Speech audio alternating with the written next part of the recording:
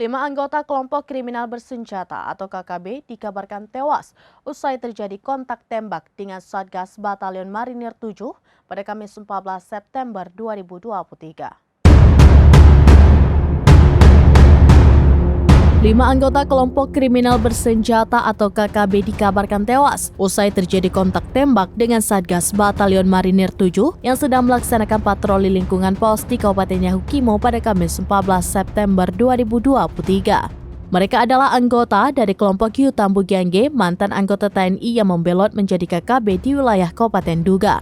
Kelima jenazah anggota KKB tersebut telah dimakamkan pada Sabtu 16 September 2023 kemarin. Sebelumnya dilaporkan dalam kontak tembak itu awalnya terlihat 4 orang KKB meninggal di tempat.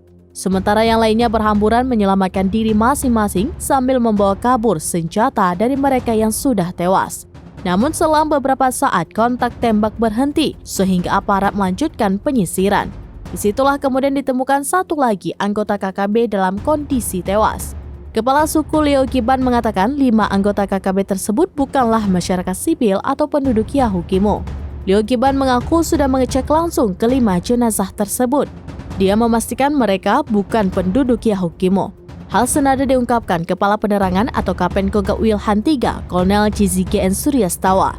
Kolonel Suryastawa menyatakan bahwa kelima jenazah tersebut bukan masyarakat sipil Yahukimo. Ia mengatakan data 5 KKB sudah dicocokkan dengan data dimiliki semua aparat keamanan gabungan dan sudah sesuai bahwa mereka anggota KKB.